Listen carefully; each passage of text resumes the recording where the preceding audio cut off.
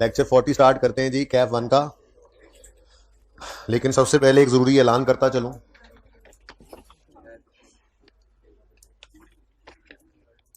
CRN 124757, CRN 124757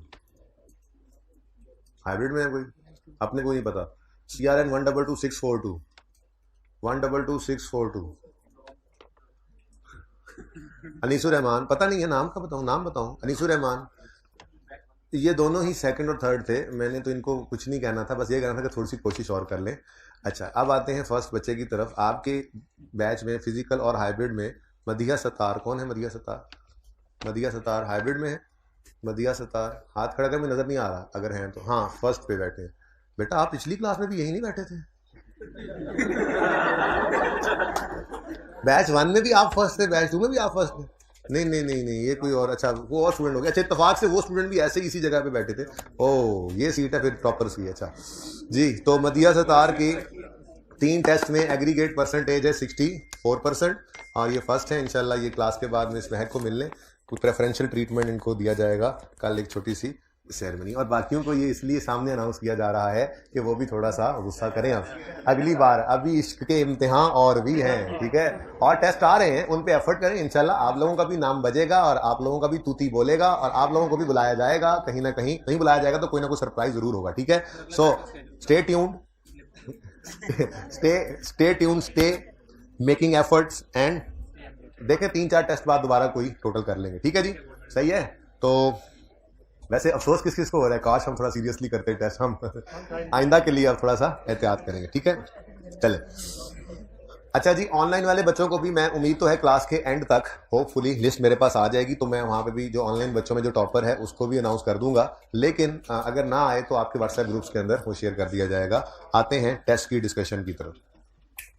कल हमने question number 4 discuss करना शुरू किया था। मैंने आज असेसमेंट को पूरा डिस्कस किया है और क्वेश्चन नंबर 7 को सॉल्व किया है। और लकीली आप लोगों के लिए और अनलकीली मेरे लिए आज भी मैं प्रोग्रेस बिलिंग को नहीं करवा सका, क्योंकि बाहर असेसमेंट डिस्कशन एक दिन तो ले ही जाती है। तो कोई नहीं, आप लोगों को एक और दिन मिल गया है और चीज़ों को रीइंफोर्स करने का। अच्छा है, उसके बाद तो फिर पता है आपको प्रोग्रेस बिलिंग आखिरी कॉन्सेप्ट है। प्लीज बातें नहीं। ऑन यकम मार्च 17 जमींदार imported N automatic plant for 130। कल ये बात हो रही थी क्लास में, चूंकि एंड पर हुई थी तो जरा दोबारा से करते हुए चलते हैं। The commissioning of plant was completed on यकम जनवरी 18 eight a cost of 10 million. वहीं खड़े रहना भाई, लेट आने वाले। अच्छा अच्छा अच्छा अच्छा, तो बैग सर पहले टाइम पे आ गया था, मैं ही लेट हूं ना। कमीशनिंग मैंने कहा था कल आपको, इंस्टॉलेशन एक्सेट्रा, ठीक है, यही कहा था ना कल।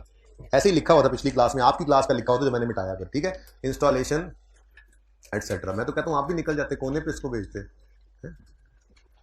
अच्छा, अब 130 मिलियन का ये प्लांट है और इंस्टॉलेशन एटसेट्रा पे कमीशनिंग पे 10 मिलियन लगा है, और ये यकम जनवरी 18 को हमें मिल गया है, अवेलेबल हो गया था। तो 140 की कॉस्ट हमने कही थी यकम जनवरी 18 को है। फिर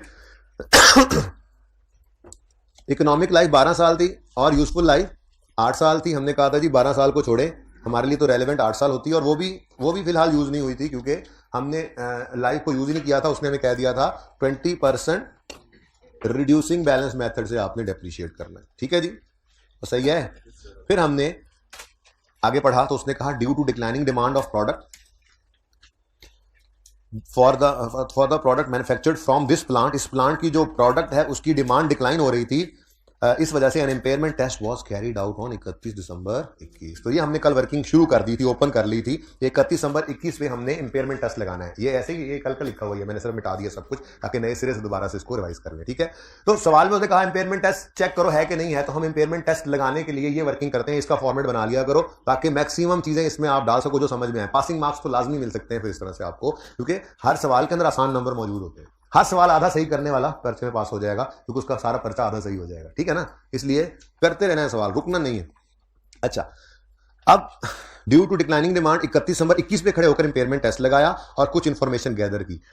वो इंफॉर्मेशन की बात बाद में करेंगे। सबसे पहले तो 31 दिसंबर 21 पर अपने इस एसेट को लेकर तो आ जाएं, बुक वैल्यू तो निकाल लें, क्योंकि सबसे पहला काम हम क्या करते हैं, हम बुक वैल्यू निकालते हैं, या निकली हुई मिल जाए पहले सवाल की तरह से या प्री रिकॉर्ड वाले की तरह से तो भी बिस्मिल्लाह करके वो भी ले लेते हैं। यानी कि इंपेयरमेंट टेस्ट लगाते हुए हमने बुक वैल्यू और रिकवरेबल अमाउंट को कंपेयर करना होता है, ऐसे ही है। तो बुक वैल्यू सवाल की निकालने के लिए हमने ये काम कल कर लिया था। 31 दिसंबर 21 पर बुक वैल्यू बताओ जरा, ये देखो ना 140 कॉस्ट 140 पड़ी थी, ये बात समझ में आती है। 130 जमा 10 140, यकम जनवरी 18 पे। फिर रिड्यूसिंग बैलेंस मेथड था, तो हर साल की डेप्रिसिएशन निकलती आई बुक वैल्यू पर रेट लगकर। 28 पहले साल की, ये कल वर्किंग की थी आपकी क्लास में, यहां तक की थी, बल्कि यहां तक की थी, वो तो बैठ गया पिछली क्लास में, ठीक है। तो हर साल की डेप्रिसिएशन बुक वैल्यू पर 20% बुक वैल्यू पर 20% बुक वैल्यू पर 20% बुक वैल्यू पर 20%, और बुक वैल्यू 31 नंबर 21 में कितनी है 58। ये 58 जो है ये 31 दिसंबर 21 की बुक वैल्यू है, जो हमने अपने इंपेयरमेंट टेस्ट के अंदर लिखनी है, ठीक है।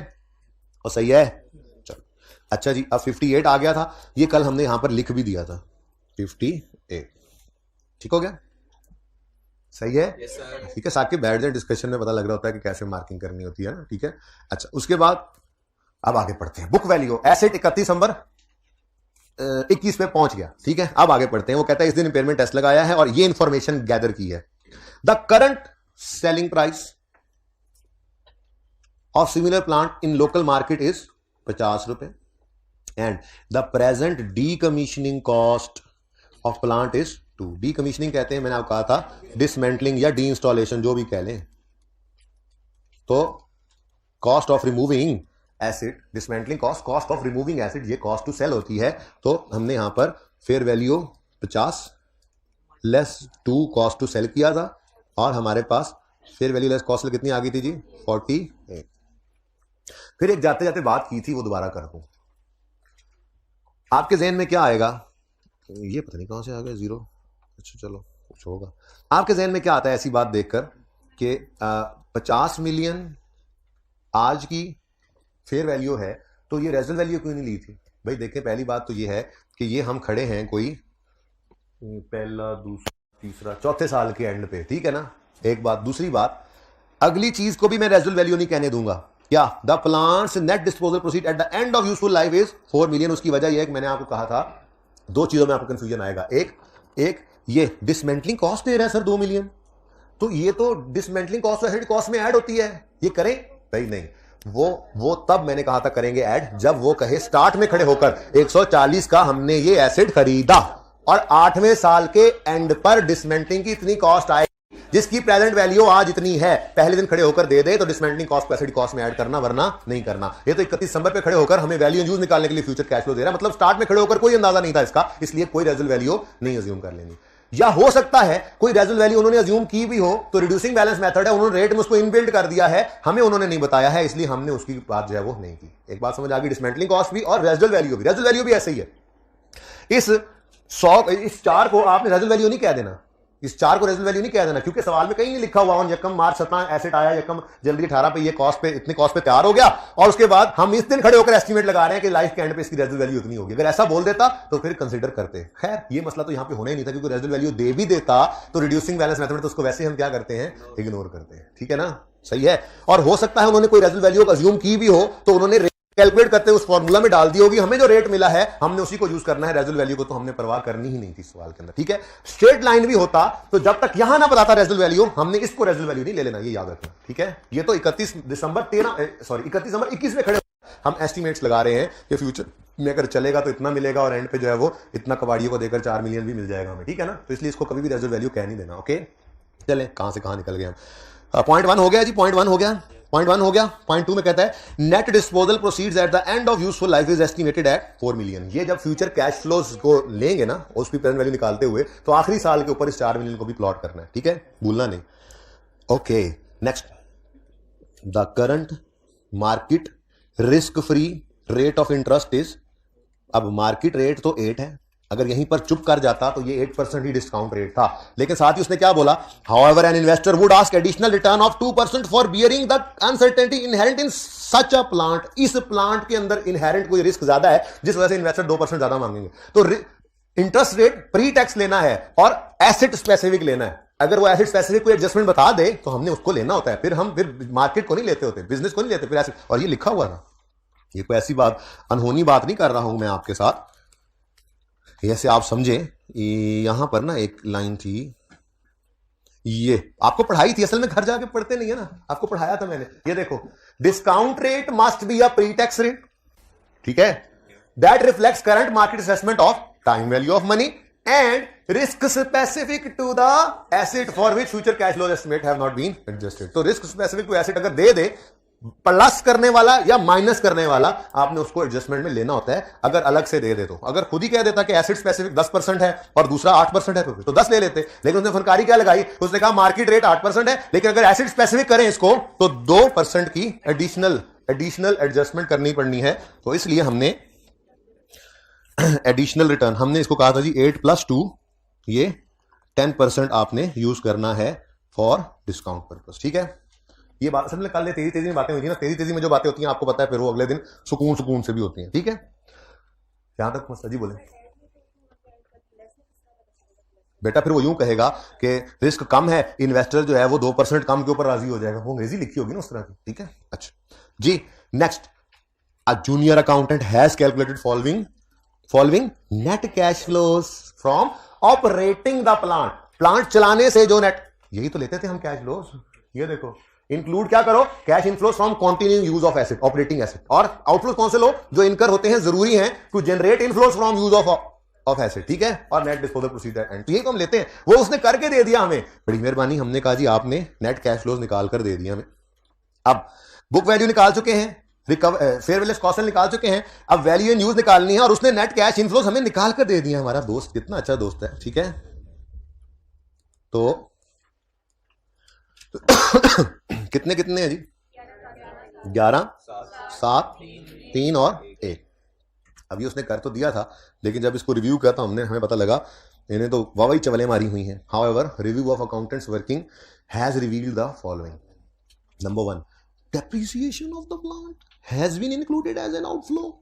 क्या मतलब, ये आउटफ्लो, डेप्रिसिएशन को एज एन आउटफ्लो ले लिया है, वो डज नॉट इंक्लूड में भी नहीं लिखा था, इस काबिल भी नहीं समझा था कि हम डज नॉट इंक्लूड में लिखें depreciation, does not include depreciation, क्योंकि मैंने आपको यहां पे लिखना भी पसंद नहीं किया था हमने। क्यों, मैंने आपको कहा था डेप्रिसिएशन तो नॉन कैश है, कैश वो कभी हो ही नहीं सकता। Debit expense, debit, cash, credit कभी एंट्री सुनी है, ये कैश फ्लो है ही नहीं, एक चीज कैश फ्लो है ही नहीं, ये तो नॉन कैश एक्सपेंस है, तो ये तो माइनस करना सरासर जाती थी। वो कहता है कि हर साल के आउटफ्लो, हर साल की डेप्शन को आउटफ्लो में लिया हुआ है उसने, यानी कि इस 11 तक आते आते, 7, 3, 1 तक आते आते हर साल की डेप्रिसिएशन माइनस हो चुकी है। गलत किया है उसने, सही करने के लिए क्या करेंगे, ऐड बैक करेंगे। यहां पे भाई बैठे होते हैं, कहां गए आज, हाँ कल याद कराना, उसकी खैर नहीं है, किधर है, नहीं आप नहीं है, कोई और है वो दोस्त। ऐड डेप्रिसिएशन, अब डेप्रिसिएशन हमारे पास कैलकुलेटेड नहीं थी, ठीक है ना, तो वो कैलकुलेट कर लेंगे। 21 तक तो हम पहुंच गए थे, अब 22 की डेप्रिसिएशन, ये 58 पर ही 20% लगाओ, बताओ 12 और 46, फिर 31 दिसंबर 23 पर लगाओ 46 पे 12, 9, फिर आ गया 37, फिर 31 दिसंबर 24 पर 37 पे 20% लगाओ 7, फिर आ गया 30, फिर 31 दिसंबर 25 के लिए 30 पर लगाओ 20% तो 6 आ गया 24। अच्छा, अब ना यूजफुल लाइफ हमने कितनी एस्टिमेट की हुई थी, 8 साल थी ना, 8 साल। देखो वैसे 8 साल पूरे हो गए, मैं एक बात वैसे ही बता दूं, जरूर रेलेवेंट तो नहीं है, लेकिन चलो 1 साल 2 3 4 5 6 7 8, तो 8वें साल के एंड पे बुक वैल्यू क्या नजर आ रही है 24, यानी ये वो रेजल वैल्यू होगी जो उन्होंने एस्टिमेट की होगी, हमारे सामने नहीं थी। तो इसलिए कोई ऐसे लाइफ के एंड पर डिस्पोजल, नेट डिस्पोजल प्रोसीड दे दे फ्यूचर कैश फ्लोस के लिए, तो उसको बाद के रेजल वैल्यू नहीं बना लेना कि हम इसको डेप्शन में यूज करने लगे जी, कोई जरूरत नहीं है। अगर ऐसी चीज होगी तो वो स्टार्ट में खड़े होकर एक एस्टिमेट, और ये चूंकि एस्टिमेट्स होते हैं ना, इन एस्टिमेट में चेंज होता रहता है, तो वो फिर ऑटोमेटिकली एडजस्ट होता चला जाता है, ठीक है ना। तो ये आपको नजर भी आया। खैर ये रेलेवेंट बात नहीं थी, रेलेवेंट बात तो ये थी कि हमें 22 23 24 25 ये 4 डेप्रिसिएशन चाहिए थी, 22 23 24 और 25 की डेप्रिसिएशन चाहिए थी, 12 9 7 और 6 ये वो अमाउंट्स हैं जो कैश फ्लोज निकालते हुए माइनस कर दिए थे जूनियर ने। मिस्टर जूनियर, आपने बड़ी जाती की वर्किंग 1 का ही रेफरेंस दे देते हैं जी, 12 को ऐड बैक करें, 9 को करें 6। एक बात बताऊं, किसी को बताओगे तो नहीं, ये आईकेट की लास्ट अटेम्प्ट जो भी गुजरी है ना, अभी इसका भी रिजल्ट आया, उसमें ही आया था पेपर में। अच्छा, कितने नंबर का था, अब नहीं आएगा, नहीं ऐसी कोई बात नहीं होती, अब नहीं आएगा, हद होगी यार, क्यों नहीं आएगा। सिलेबस में जो चीज आप छोड़ के जाओगे ना, इंशाअल्लाह जरूर आएगी, मेरी बदुआ समझ लो इसको। चाहे क्यों छोड़ के जाओ, जब कोई चीज यहां ना छुड़वाई जाए, सब कुछ करवाया जाए, तो आपको क्या डेथ पड़ती है, सब करके जाएंगे, सब करके जाना है। नेक्स्ट पढ़े, हाँ जी, बुलेट 1 हो गया, बुलेट ये कर रहे हैं हम, बुलेट 1 हो गया, बुलेट 2 क्या है, tax payment of 2 million has been included as an outflow in each year,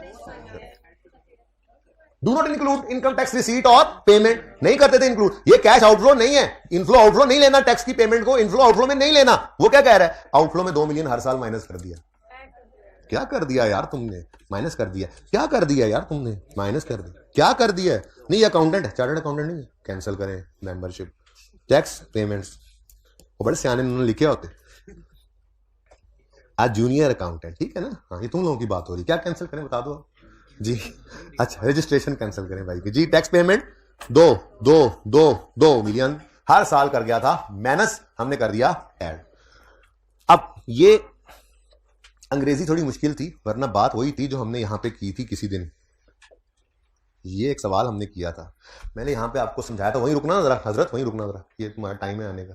अच्छा मैंने आपको इसमें समझाया था, 4 में खड़े हैं, 3 का एक्रूवल 4 में पे हो तो उसे इग्नोर करना है, और साथ ही मैंने कहा था अगर ये इसमें छुपा पड़ा होता किसी कॉस्ट में तो माइनस भी करते।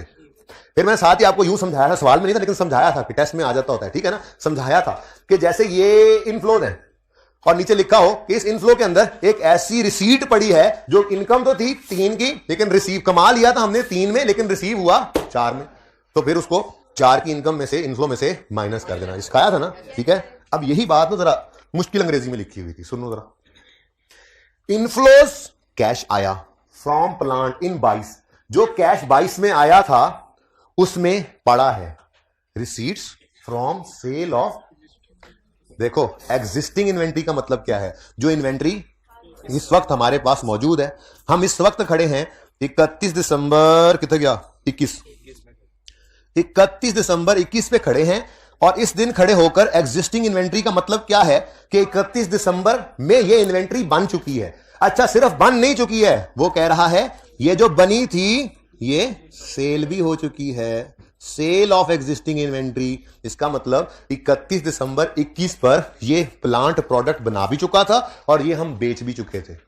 क्यों, इधर देखो क्या लिखा हुआ है, इधर देखो, ड्यू टू डिक्लाइनिंग डिमांड, यहां से पढ़ के आते हैं, due to declining demand of product manufactured from this plant and impairment test was carried out on 31 December 21, ये इम्पेयरमेंट टेस्ट हुआ था, और फिर following information has been gathered, जिसमें जूनियर अकाउंटेंट ने ये किया और कैश फ्लो में ये पड़ा है, तो सारी बात समझ आ रही, 31 दिसंबर किसके ऊपर चल रही थी, और फिर आगे भी नजर आ रहा है, कह रहा है inflows from 22, inflows from plant in 22 include existing inventory which is sold, ठीक है, तो एग्जिस्टिंग इन्वेंट्री तो 21 में ऑलरेडी थी, वो बिक गई, लेकिन सिर्फ क्या चीज है, इनफ्लो में उसकी रिसीट नजर आ रही है, इनफ्लो में उसकी रिसीट नजर आ रही है, कुछ समझ आया, थोड़ा थोड़ा मुश्किल अंग्रेजी है, ठीक है ना।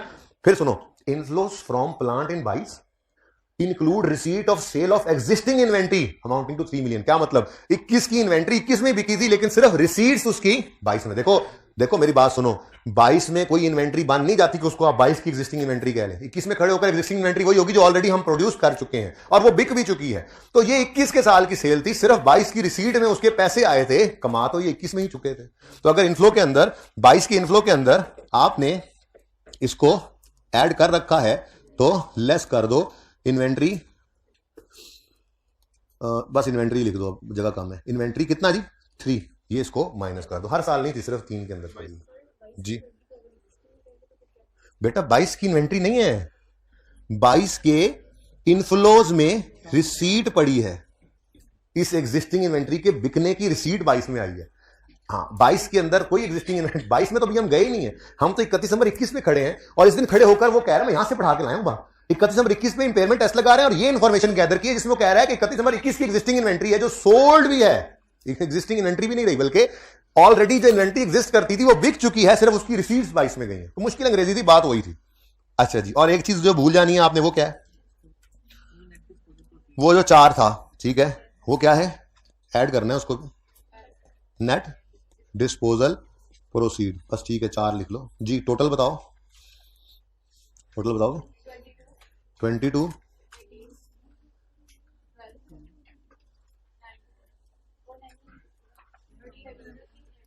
ठीक है जी। अब प्रेजेंट वैल्यू फैक्टर हमने 1.1 लिया हुआ है, मतलब 10% तो 1.1 raise to power -1, 1.1 raise to power -2, 1.1 raise to power -3, 1.1 raise to power -4, ये मैंने पिछली क्लास में बोला डायरेक्ट लिख दो, कर नहीं रहे थे, फिर मैंने इसलिए लगा दिया, वरना कैलकुलेटर पे ये काम कर लिया करें, आप यहाँ पे यूं लिख देते present value at the rate of 10% और आगे ये काम कैलकुलेटर पे करके आंसर लिख लेते तो ज्यादा बेहतर होता, टाइम बच जाता, 20 × 1.1 रेज टू पावर -1 कैलकुलेटर पे करके यहाँ डायरेक्ट आंसर लिख लेते, बहरहाल अब तो क्या हो सकता है, तो फॉर्मेट बना हुआ जी, बोले 20, 15, 9 राउंडिंग कर दिया करें ना, और 13 × 1.1 रेज़ टू पावर -4, 9 आ गया, ये भी पिछला भी 9 ही था। टोटल बताओ देख लें। 77 कैसे हो सकता है? 20, 15 और 18 53, ठीक है। 20 ते 15 35 ते 18 53, ठीक है जी 53 जी। वैल्यू एंड यूज कितना है जी? एसी मान नहीं हो सकता जी, एसी 23 में, ठीक है चलने 53 जी। हायर क्या है? 53 और रिकवरेबल अमाउंट कम है बुक वैल्यू से, तो इंपेयरमेंट लॉस इज कितना? इज 5 इज, ठीक है जी। इधर देखें, किसी ने यहां पर 8% ले लिया तो सिर्फ एक नंबर यहां पे कट जाएगा। उसके बाद यहां से उठाकर जब वो लेकर आएंगे वैल्यू इन यूज, तो यहां पर जो डिसीजन लेना है, चाहे वो इस गलत आंसर की वजह से यहां पर बदल भी जाए, लेकिन यहां पे क्या उसूल उसने लगाया? हायर को उठाया। जब हायर को उठाया तो यहां पे मार्क्स मिलेंगे, ठीक है ना? सही है। तो हर जगह पे मार्क्स होते हैं। यार साकिब किधर है? फिर गायब हो गया। फिर आज साकिब काबू ही नहीं आ रहा जी। सही है जी, चलें आगे। क्यों रोज लेट आते हो यार? नहीं रोज लेट आते हो तुम। मास्क लगा के तुम क्या समझ रहे हो कि मुझे बचाना नहीं है तुम्हें? कल लेट आए थे थोड़ा सा, हैं? परसों लेट आए थे। आओ बैठ जाओ यार। अब तुम्हें अपने नफे नुकसान का नहीं पता तो मुझे क्या। ओके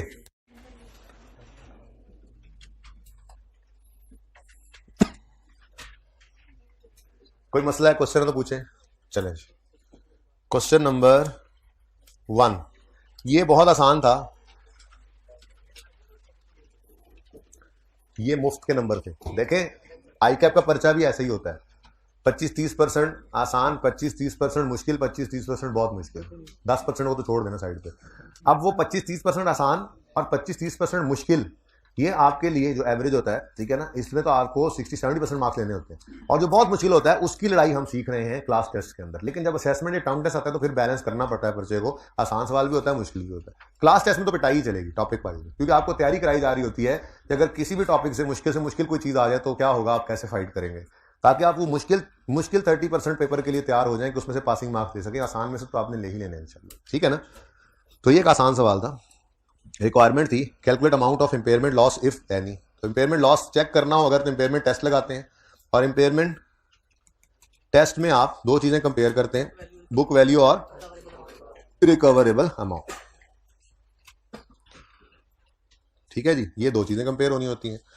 अब बुक वैल्यू सवाल ने बेहतरीन करके दे दी थी हमें। Property plant equipment as disclosed in draft financial statements of Apricot limited for the year 30 June 18 include a plant having carrying value of 610। तो ये तो रेडिली अवेलेबल थी हमें फिगर। देखो मुफ्त के नंबर। अब पर्चे से इसको उठाकर पर्चे में इसको उठा के सवाल से लिखना, यहाँ पे 0.5 मार्क्स तो मिलेंगे। कॉन्सेप्ट है ना, ठीक है। अच्छा उसके बाद the performance of plant has been deteriorating since last year which is affecting APL sale. Following information या एस्टिमेट्स, खामोश हो जाए बेटा, following estimates relate to plant for the year ending 30 June 19। अब हम खड़े 18 में हैं और ये 19 के एस्टिमेट्स हैं, लिखा भी उसने एस्टिमेट, ठीक है। तो एस्टिमेट्स हैं फ्यूचर के, इंपेयरमेंट टेस्ट लगाना है ना, तो फ्यूचर के एस्टिमेट्स दिए हैं। वो माना अभी फिलहाल 30 जून 18 में खड़े होकर सिर्फ 30 जून 19 वाले साल, एक साल का कैश फ्लो दे रहा है। हो सकता है कोई आगे ग्रोथ रेट वगैरह दिया हो, तो फिलहाल तो इस एक साल के कैश फ्लो को ही पकड़ लेते हैं, क्या चीज आनी क्या नहीं आनी ये देख लेते हैं। Inflows from sale of product under existing condition is ये आना है कैश फ्लो में। अच्छा operational cost other than depreciation आएगा, depreciation expenses of in respect of expenses to be paid in respect of 18 accrual 19 में नहीं लेना, यही तो कह रहे थे एक्रूअल 18 का है तो 19 में कैश की रिसीट या पेमेंट हो उसको कंसिडर नहीं करना, ठीक है। Cost of increasing capacity, additional inflow, interest on finance lease, maintenance cost, tax on profit. अब ये कैश फ्लोज आपने यहां पर ले लेने थे। इनफ्लोज कितने? 250, 25 की ऑपरेशनल कॉस्ट और 15 की मेंटेनेंस कॉस्ट। और यहां पे आप इधर से ठहर जाओ, यहां पे आप लिख सकते हैं एक नोट डालकर, क्योंकि अब मैंने ना वो जरा जल्दी थी पिछली क्लास में, जाहिर है इस क्लास में वही जल्दी है, आसान चीज़ है ना, टाइम ना लगे, तो मैंने वो हर एक को लिख कर मैंने जो है वो डैश नहीं डाली, इसलिए मैं यहाँ पर बता रहा हूँ, आपने एक नोट डालना था जिसमें आपने यूँ लिखना था, depreciation, accruals, increasing capacity, finance lease वगैरह are not included in cash flows, ठीक है, in future cash flows. Okay, ये बात लिख देना तब भी ठीक है, या ऊपर डैश लगा दे तब भी ठीक है। आपको पता होना चाहिए कि आपने ये जानते पूछते, जो चीजें छोड़ी थी ना वो सारी मैंने डैश डैश लगा दी, ठीक है ना। डेप्रिसिएशन हो गई और बाकी जितने खर्चे आपने क्रॉस लगाए ना मैंने, आपने यहाँ पर उनका नाम लिख के लिख देना था, नॉट इंक्लूडिंग कैश फ्लोज, या ऊपर आप वर्किंग के अंदर भी लिख कर डैश डाल सकते हैं, आपकी मर्जी है। ओके, सही है। नेट कैश फ्लोज बताओ 210। अब वो कहता है cash flows from plant are expected to decrease by 15% each year from 2020 and onwards। 2019 के तो उसने कैश फ्लोज दे दिए हैं ना, अब इससे आगे वो कह रहा है 15% डिक्रीज होगा 2020 और ऑनवर्ड्स, पता नहीं अब कितने साल बाकी है, देखना पड़ेगा। The plants residual value after is remaining useful life of 3 years is estimated at 100। यानी कि रिमेनिंग लाइफ 30 जून 19 पे खड़े होकर कितनी है, 3 साल, यानी 19 पे हम खड़े हैं, ठीक है, और इसके बाद 18 पे, सॉरी 30 जून 18 पे खड़े हैं, 19 की उसने कैश फ्लो देकर कहा रिमेनिंग लाइफ 3 साल है, तो 19, 20 और 21 ये 3 साल बाकी हैं। और ग्रोथ रेट उसने क्या दिया है, 210 से कम करो, 210 को कम करो 15%, तो क्या करोगे, या तो 210 को मल्टीप्लाई कर दो 85% से, या 210 माइनस 15% ऑफ 210 कर दो, एक ही बात है जी, 178। फिर इसी तरह कैलकुलेटर 178 जो आया हुआ है, एक मिनट मुझे बोलने, अच्छा 179 है, बहुत बड़ी गलती थी ये तो। अच्छा, मैं ये कह रहा था कि 210 पे 85% लगाया, 15% कम हो गया, अब कैलकुलेटर 179 आया हुआ है, इस पे फिर 85% लगाओ 152, ठीक है। ये इस तरह से अगेन ये 179 को हमने 85% किया, ठीक है ठीक है जी। अच्छा, अब अगली बात, जो चीज आप भूल सकते थे वो थी डिस्पोजल प्रोसीड। मैंने इसलिए उसको पहले नहीं लिखा क्योंकि उसमें कोई डिक्रीज इंक्रीज ग्रोथ रेट नहीं लगना, उसने सीधा बताया हुआ है कि at the end of 3rd year useful life के एंड पर रेजिडुअल वैल्यू कितनी एक्सपेक्टेड है, नेट डिस्पोजल प्रोसीड कितनी एक्सपेक्टेड है, 100 मिलियन, ठीक है ना, सही है। अगेन इधर देखो, अगेन सवाल ने बुक वैल्यू दे दी और उस दिन रेजिडुअल वैल्यू नहीं दी हुई, तो ये वाली रेजिडुअल वैल्यू जिस दिन इंपेयरमेंट टेस्ट लगा रहे हैं ना उस दिन जब दे रहा है, तो ये फिर डिस्पोजल कॉस्ट वो लाइफ के एंड पर डिस्पोजल प्रोसीड्स के बारे में ही बता रहा होता है, ठीक है। अच्छा ले जी, अब इस 100 पे तो हमने कुछ नहीं लगाया, अब 210, 179 और 252। अब प्रेजेंट वैल्यू निकालनी है एट द रेट ऑफ 9%, जरा जल्दी से कर लो, अब डायरेक्ट करो। अब आप क्या करो, लिखो कैलकुलेटर पे, लिखो 1.09 रेज टू पावर -1, यही बनेगा ना 9%, 1.09 रेज टू पावर -1 इंटू 210, 193। फिर इसी तरह से कैलकुलेटर पे डायरेक्ट करो, नहीं समझ आया क्या हुआ, ये ऐसे निकला है 210 इंटू 1.09 रेज टू पावर -1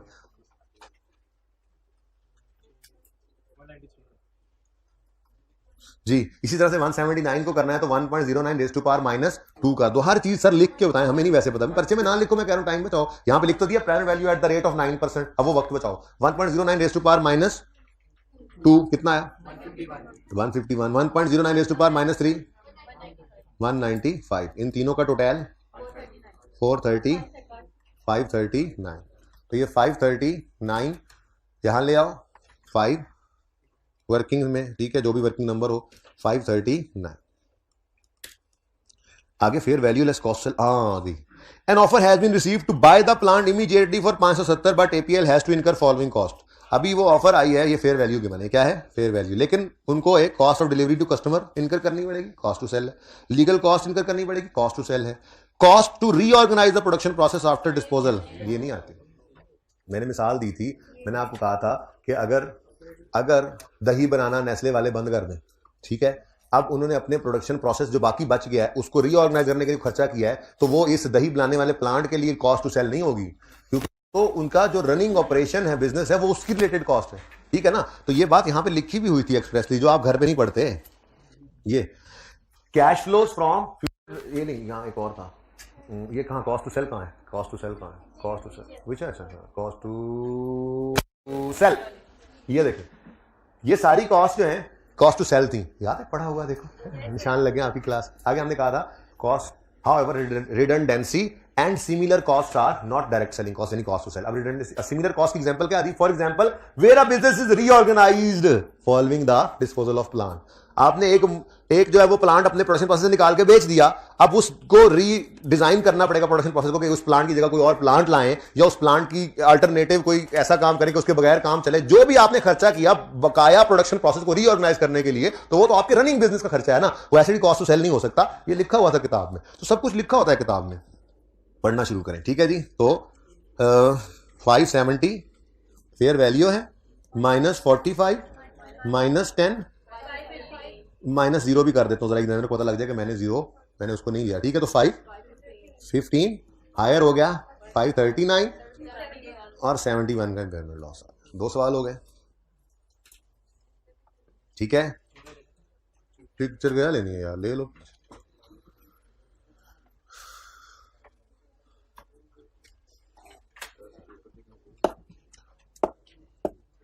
आज तुम टिक नहीं रहे। खैर है, क्लास में मैंने कहा बैठ जाओ, उधर बैठे थे, काफी शोर हो रहा। ये फीमेल स्टूडेंट्स की क्लास में मैं अभी आ रहा हूं बच्चों को निकालने। अभी मुझे जरा आइडेंटिफाई कर दें यार, कौन कौन से बच्चे बोल रहे हैं। अच्छा ठीक है बेटा, अभी मैं थोड़ी देर में आ रहा हूं। ये अभी पहली, दूसरी, तीसरी, चौथी रो मेरे इस राइट साइड पे जो बच्चे बैठे हैं, इन्होंने इस बात को भी बोला कि सर आ रहे हैं। ठीक है ना, तो बेटा प्लीज आप जो है ना वो बोलने से जरा परहेज करें। मैंने क्लास में अभी आके आप लोगों को निकाल देना है, पक्का निकाल देना है। मैंने क्लास में आपको एंटर फिर नहीं होने देना। ये डिस्टर्बेंस कल भी आई है क्लास में, कल भी बहुत ज्यादा डिस्टर्बेंस थी हाइब्रिड 2 के अंदर, तो मैं बिल्कुल भी आप लोगों को स्पेयर नहीं करूंगा। ये मेरी तरफ से लास्ट फाइनल वार्निंग है। साकिब जाके क्लास में बैठ जाएं और जहां से आवाज आए आप मुझे आके आइडेंटिफाई कर दें। ठीक है जी, मैं माजरत के साथ फिर क्लास में बैठने नहीं दूंगा आप लोगों को। ये क्लियर इंस्ट्रक्शन है मेरी तरफ से, इसको ध्यान से सुन लें और दिमाग में बिठा लें। आजमाइश शर्त है, आजमा के देख ले। मैं क्लास से निकाल भी देता हूं और फिर आने भी नहीं देता ऐसे बच्चों को जो खुद तो पढ़ते नहीं है, दूसरों को भी नुकसान करते हैं। Which two of the following could be an indication that an asset may be impaired according to IAS 36? Decrease in market interest rate। ऐसे नहीं, हम तो बात करते हैं, आपको पता है, सबूतों से। मैंने आपको बताया था कि इंटरेस्ट रेट में कमी आए तो वैल्यू इन यूज कम होती है, याद है? इनवर्स रिलेशन था, याद है? अगर इंटरेस्ट रेट कम करें तो प्रेजेंट वैल्यू बढ़ जाती है, अगर इंटरेस्ट रेट बढ़ा दें तो प्रेजेंट वैल्यू कम हो। अब प्रेजेंट वैल्यू का कम होना खतरे की बात है या बढ़ना, यानी वैल्यू इन यूज का कम होना खतरे की बात है? इंपेयरमेंट हो सकती है या बढ़ने के ऊपर इंपेयरमेंट हो सकती है? भाई साहब, वैल्यू इन यूज बढ़ने से तो टेंशन खत्म होनी चाहिए आपकी।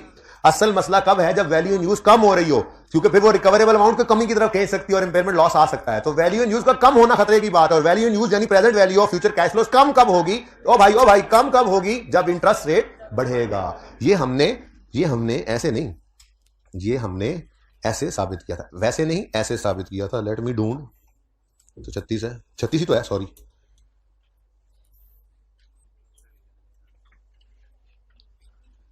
नहीं मिलेगा, जरूर मिलेगा, जरूर मिलेगा, जरूर मिलेगा। ये पिछली क्लास में मिल गया था ना, इसलिए मैं कॉन्फिडेंट था जी। एक क्वेश्चन हमने ऐसे ही किया था छोटा सा, उसमें प्रेजेंट वैल्यू निकली थी ये 568 वैल्यू इन यूज। तो मैंने उसी में ही आपको एक बात समझाई थी। 568 निकला है 10% के डिस्काउंट रेट से। अगर रेट को 20% पे ले जाओ तो प्रेजेंट वैल्यू कम हो गई थी, और अगर रेट को 10 से 5 पे ले आओ तो प्रेजेंट वैल्यू बढ़ गई थी। तो फिर हमने एक रूल लिखा था कि डिस्काउंट रेट के बढ़ने से वैल्यू इन यूज कम होती है, डिस्काउंट रेट के कम होने से वैल्यू इन यूज बढ़ती है। ये बात मैंने उस वक्त भी की थी जो एमसीक्यू में आई पड़ी है कि फिर मुझे बताओ वैल्यू इन यूज का बढ़ना खतरे की बात है या कम होना?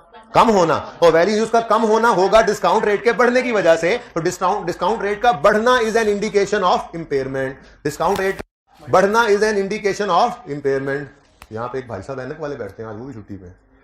नहीं एनक वाले तो बहुत सारे बैठे, मैं ढूंढ रहा हूं, वो नहीं है। हाँ सिंधी टोपी वाले भाई, सिंधी मानुस है। अच्छा जी, तो भाई छुप के बैठे थे आज, क्या वजह हुई? चुप क्यों रहे हो? क्या ऐसा किया तुमने? होमवर्क नहीं किया हुआ? किया हुआ, फिर क्यों छुप के बैठे हो? तुम लेट आए थे? अच्छा चले जी। तो वैल्यू इन यूज का कम होना खतरे की बात, और वो कम होगी डिस्काउंट रेट के बढ़ने। तो इंपेयरमेंट की इंडिकेशन डिस्काउंट रेट का बढ़ना होगा या कम होना? बढ़ना। अब चलते हैं क्वेश्चन में। वो कह रहा है which two of the following could be an indication of impairment? तो decrease in market rate is not an indication of impairment. ये डिक्रीज होने तो वैल्यू इन यूज में बढ़ना है, वो बढ़ने से तो टेंशन खत्म हो रही है। बात समझ आ रही है? Increase in market value, low fair value बढ़ जाए तो क्या ये खतरे की बात है? ये क्या इंपेयरमेंट का खर्चा है? नहीं, ये तो उल्टा सुकून की बात है कि इंपेयरमेंट नहीं होगी अगर वैल्यूज बढ़ रही है, तो उल्टा सुकून की बात है, ये कोई indication of impairment. Damage, yes, management intention to reorganise the business, अभी अभी पढ़ के अभी ये देखो, ये नेस्ले योगर्ट उस दिन एग्जांपल भी लिखी थी, मैनेजमेंट प्लान टू डिस्काउंटिंग और restructure the operation for which asset is currently use. ठीक है, अगर मैनेजमेंट प्लान करते तो डिसकंटिन्यू, हमने दही नहीं बनानी। अब वो प्लांट जो पहले शायद उसकी फेयर वैल्यू इतनी ना हो, लेकिन हमने उसको इंपेयर नहीं किया था क्योंकि हमें पता था कि हम दही बना के बेच लेंगे, लेकिन जब बंदी कर दिया तो वैल्यू इन यूज कम होने का खतरा है, this is N impairment indication. तो ये सी और डी सही आंसर्स थे। ठीक है, साकिब जरा आके मुझे अपडेट करें, खामोशी ही है। ओके, उसके बाद वही माइक पे भी कर सकते थे, लेकिन चलें आ ही जाए। नेक्स्ट, अब पीछे से बोल नहीं लेना, जल्दी जल्दी खामोश बैठे, थोड़ी सी गैरत का मुजाहरा करें। Which of the following is not an indicator of 2A, समझ आ? जाओ जाओ वहीं बैठो, बोले कुछ ऐसे जरा सा भी बोले ना कोई बच्चा, बस तुमने आगे निशानदेही करनी, इनको पता लगेगा इनको कि सजा क्या होती है, पक्की पक्की माजरत करेंगे उनसे। Okay, which two of the following is not an indicator. अब पहले कहा था कौन कौन से इंडिकेटर हैं, अब कह रहे हैं कौन सा नहीं है, कोई एक भी हो सकता है। एडवांस इन टेक्नोलॉजिकल, यानी दोनों ही एमसीक्यूज उलट थे, है ना, फिर आप लोगों को समझ आने में जरा परेशानी हुई है ना। Advance in technological environment in which asset is employed have an adverse impact on future use. जी बिल्कुल, ये तो इंडिकेशन ऑफ इंपेयरमेंट है। अगर टेक्नोलॉजी बदल रही है, फ्यूचर में हमारे एसेट के हाल बुरे होने वाले हैं, तो this is an indication of impairment. अब सवाल कह रहा है कि कौन सा इंडिकेशन नहीं है, तो ये तो इंडिकेशन है, ये हमारे सवाल का आंसर नहीं है। आगे बढ़ते हैं।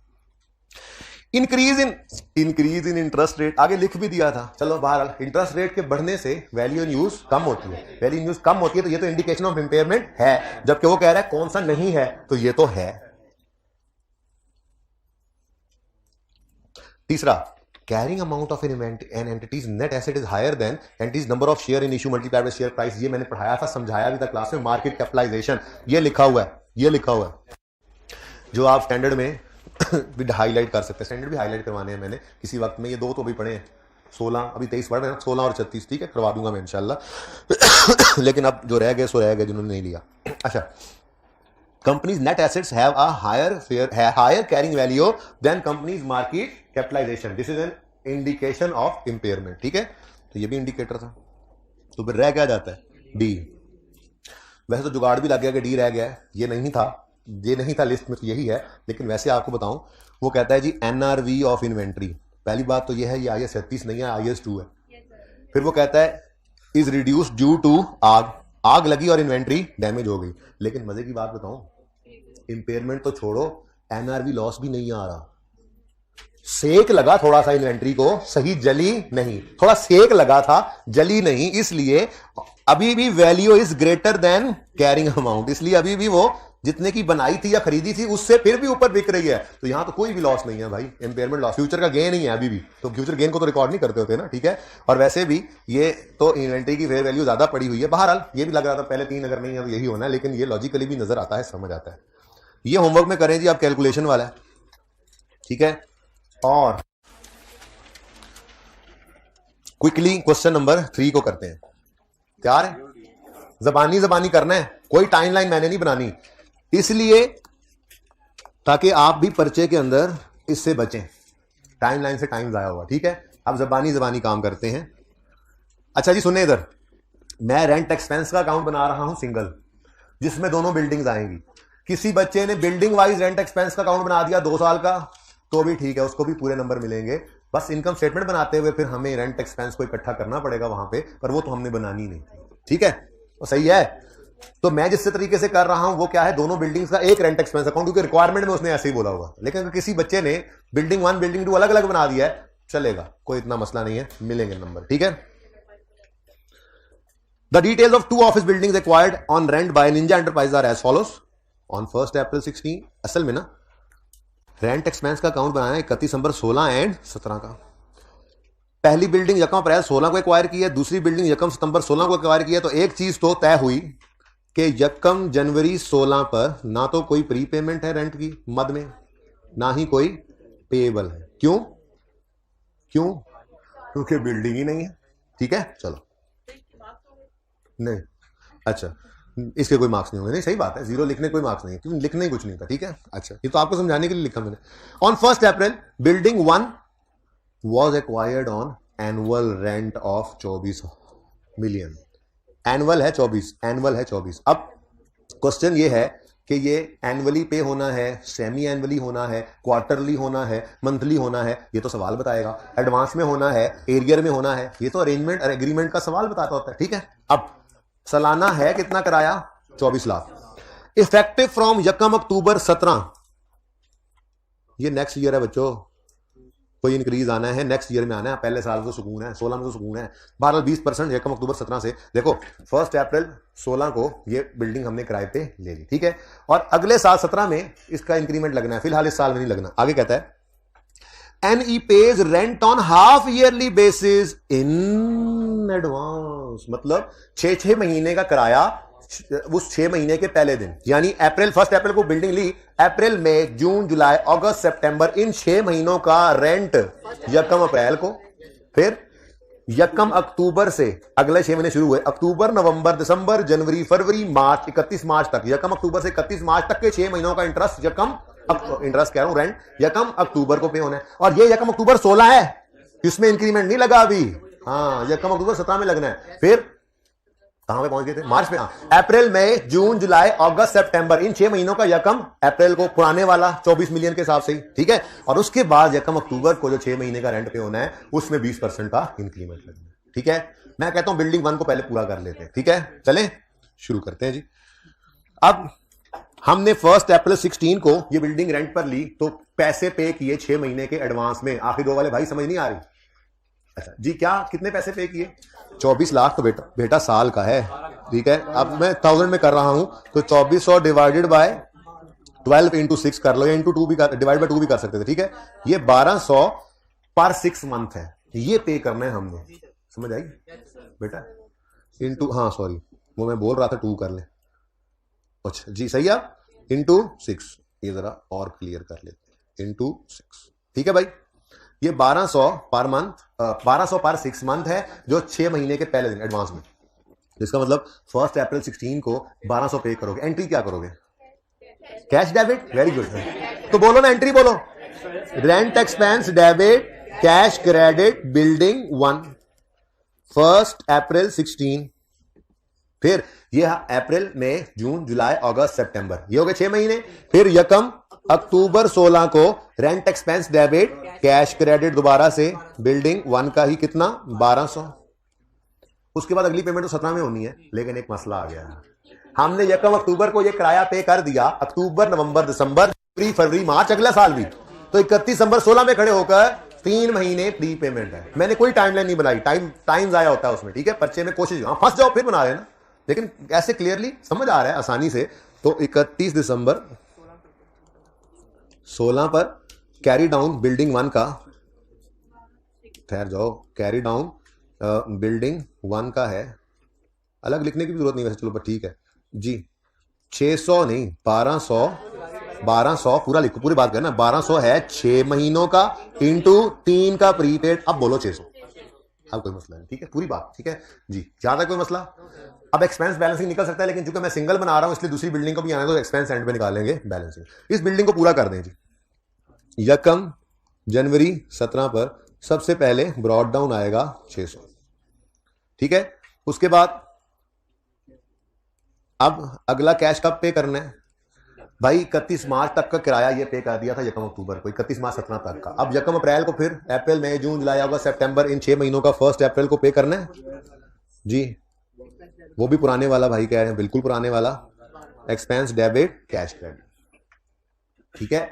उसके बाद फिर 1 अक्टूबर 17 को पे करना है किराया, लेकिन हाँ जी, तो 1200 को बढ़ा दो 1.2, कोई कहे जी मैंने 2400 को बढ़ाना है, तो बात तो वही है, 2400 को बढ़ा के फिर 6/12 ही करना है, चेक कर लो, किसी ने 2400 बढ़ाना वैसे बढ़ा लो, आंसर सेम आएगा। अब 1200 में 20% का इंक्रीज लगाना है, तो 1200 प्लस 1200 का 20%, या 1200 इंटू 1.2 कर लो, एक ही बात है। फरमाइए जी, 14 ठीक है जी।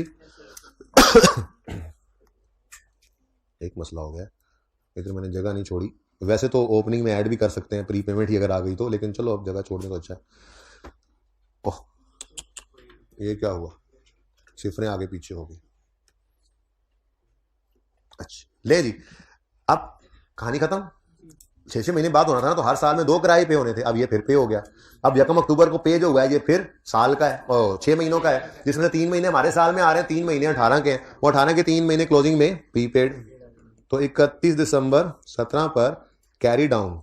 अब 1440 है सहमाई का किराया, ठीक है। तो ये रुपीज इन मिलियन को उड़ा दें जी, इंटू 3 720। अब बिल्डिंग 1 कंप्लीट है, लेकिन मैं बिल्डिंग 2 को भी यहीं फिट कर रहा हूं। अब किसी बच्चे ने बिल्डिंग 1 कंप्लीट करके एक्सपेंस निकाल लिया, बिल्डिंग 2 अलग से एक्सपेंस निकाल ली, वो भी ठीक है, उसको भी नंबर मिल जाएगा, ठीक है। लेकिन हम तो इकट्ठे ही चलेंगे। आगे चलते हैं। सेकंड बिल्डिंग यकम सितंबर को एक्वायर की है at an annual rent of 9 lakh. Payment are made on quarterly basis in advance. Quarter कितने होते हैं साल में? 4, और हर क्वार्टर में कितने महीने? 3। तो अगर मैंने किराया क्वार्टरली पे किया है तो फिर मैं इसको क्वार्टरली ही कैलकुलेट कर लेता हूं ना। तो 900 जो है ये एनुअल है, ठीक है, पूरे साल का है, डिवाइडेड बाय 12 कर लो, पर मंथ आ गया। हर क्वार्टर में 3 मंथ्स होते हैं। तो अच्छा, कोई बच्चा यूं कहे जी 4 क्वार्टर होते हैं, 900/4 कर ले, वो भी ठीक है, वो भी ठीक है, ठीक है ना, उसका भी आंसर यही आएगा। तो ये क्वार्टरली रेंट है 225, जो हमने हर क्वार्टर के स्टार्ट में देना है, ठीक है। अब यकम सितंबर को हमने, और जाग रहे हो, यकम सितंबर को हमने प्रॉपर्टी किराए पे ली है। सितंबर, अक्टूबर, नवंबर, इन 3 महीनों का किराया यकम सितंबर को पे कर दिया 16 पर। कैश ऑफ बिल्डिंग 2 225, और फिर ये सितंबर, अक्टूबर, नवंबर का किराया था। फिर उसके बाद दिसंबर, जनवरी, फरवरी का यकम दिसंबर 16 पर पे किया। बिल्डिंग 2 का ही कितना जी? 225। लेकिन अब फिर इसमें मसला है, जो यकम जनवरी 16 को पे किया है ये 3 महीनों का है, हमारे साल में सिर्फ पड़ा है इसका 1 महीना, तो फिर बाकी के 2 महीने प्रीपेड हैं। तो 31 दिसंबर 16 पर कैरी डाउन, ठहर जाओ थोड़ा सा, 31 दिसंबर 16 पर कैरी डाउन 225, ये है 3 महीनों का, डिवाइड बाय 3। हमने 2 महीने प्रीपे कर रखे हैं 115, ठीक तो लिखा हुआ है, ठीक है। अब ये क्लोजिंग यकम जनवरी 17 पर ओपनिंग बना लो। पिछली क्लास में ना मैं उसको जगह लिखना, यहाँ पे लिखने जगह छोड़ना भूल गया था, तो बच्चों ने मुझे कहा कोई मसला नहीं, 600 जमा 150 कर दो, कोई 750 हो जाएगा। जैसे मैंने जगह बनाई है, ना बनाते तो क्या करते हैं, 600 भी प्रीपेड है, वही प्रीपेड ऐड कर देते, क्या मसला है। अच्छा, उसके बाद अब इधर देखो, अगले साल भी ऐसा ही होना है। ये दिसंबर, जनवरी, फरवरी का दिसंबर में पे हुआ था, फिर मार्च, अप्रैल, मई का यकम मार्च को पे होगा, फिर जून, जुलाई, अगस्त का यकम जून को पे होगा, फिर सितंबर, अक्टूबर, नवंबर का यकम सितंबर को पे होगा। मैंने आगे नहीं पढ़ा, मुझे लिखने देना, मुझे रोकना मत, ठीक है। और फिर दिसंबर, जनवरी 18 का जनवरी, फरवरी, इसका पे होगा यकम दिसंबर पे, ठीक है, सही है। अब जरा पढ़ लेते हैं क्या कहता है। पेमेंट तो एडवांस में करनी है, क्वार्टरली करनी है। However quarterly payment due on 31 December was made on 15 जनवरी, यानी कि ये वाली पेमेंट हमने नहीं की। चलो बाकी तो कर ली ना, बाकी लिख लेते हैं फटाफट, समझ आइए बात।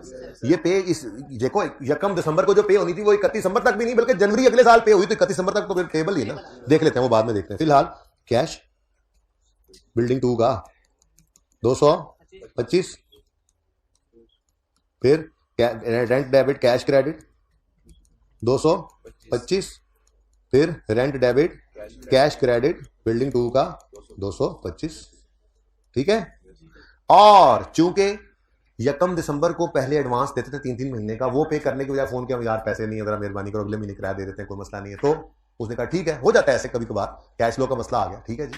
अब अगर कैश फ्लो का मसला है तो वो तो आपस का मामला है ना। हमारा तो मसला यह है कि दिसंबर का किराया पे भी नहीं हुआ और दिसंबर का किराया रिकॉर्ड भी नहीं हुआ। क्लोजिंग डेट पर आज क्या आना है फिर, देखो ये जो आखिरी पेमेंट की थी सितंबर, अक्टूबर, नवंबर तक की थी, दिसंबर के महीने की पेमेंट नहीं हुई है, तो फिर 31 दिसंबर 17 पर क्लोजिंग में पेबल है 225, 3 महीने का होता है, 1 महीने का पेबल है 75। तो ये सवाल हो गया खत्म, ठीक है। अब बैलेंसिंग फिगर निकाल दो, एक्सपेंस की हमेशा इस तरफ आती है जी, प्रॉफिट एंड लॉस में ले जाना है जिसको 2100। अच्छा, अब 2100 कहां चला जाएगा जी, 2100 प्रॉफिट एंड लॉस में चला जाएगा और ये क्लोजिंग में प्री पेमेंट्स 750 की नजर आएंगी बैलेंस शीट में। ठीक हो गया, आगे बढ़ते हैं।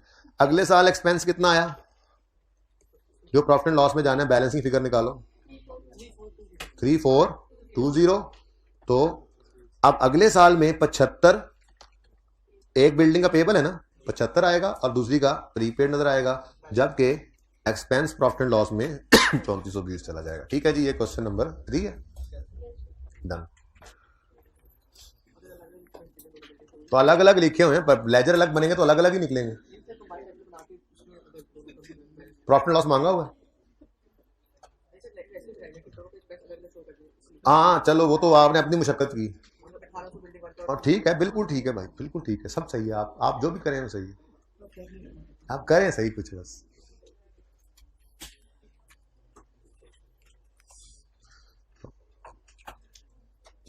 ये ले, कुछ लोगों ने शक्लें बनाई जी। बेटा क्वेश्चन, बेटा एक मिनट जी।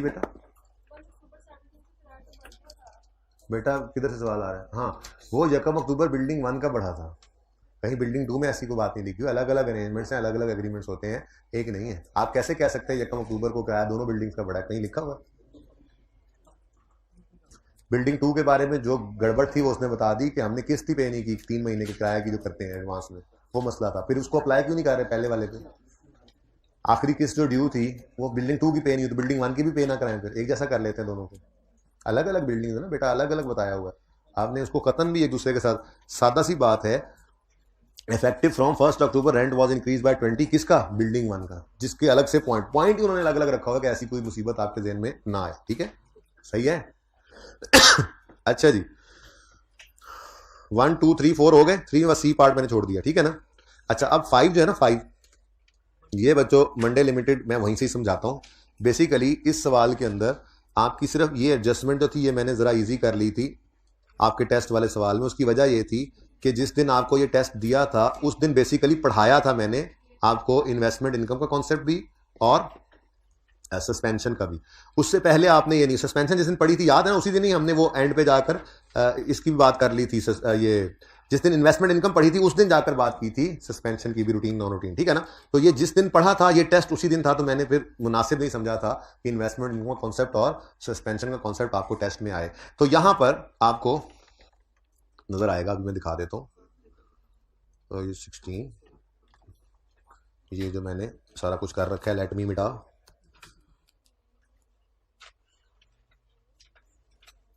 ओ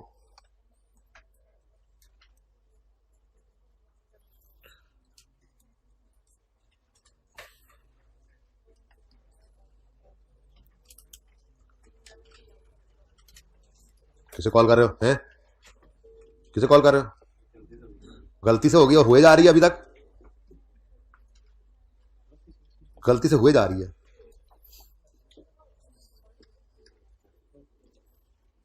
अच्छा जी, अब अगर आप गौर फरमाएं, इधर देखें पेज 79 पे ये ओरिजिनल क्वेश्चन पड़ा है मंडे लिमिटेड, जिसको मैंने मंठार लिमिटेड कर दिया था। उसमें आपको टेस्ट में ये लाइन नजर नहीं आई थी, however work was stopped from 16 to 31 August due to unexpected rains, यानी आधा महीना 0.5 मंथ सस्पेंशन रही, लेकिन ड्यू टू अनएक्सपेक्टेड रेन्स।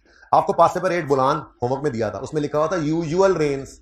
अब वो यूजुअल कह रहा है तो आप गले पड़ जाए, नहीं तुम यूजुअल कह रहे हो तो हम तो नहीं मानते, हम तो इसको नॉन रूटीन कहेंगे। ऐसी बात नहीं है भाई, जो बंदे भी मॉनसून के मौसम में बिल्डिंग्स बनाना शुरू करते हैं उन्हें पता होता है कि नॉर्मल 10-15 दिन इसमें जाया होने ही होने, ठीक है ना। तो वो यूजुअल रेन्स हैं, वो उसमें आपने नहीं रोकना। हाँ, यहां पे क्या लिखा हुआ है? हैवी रेन्स, मूसलाधार बारिशें शुरू हो गई, ठीक है, कैट्स एंड डॉग्स वाली।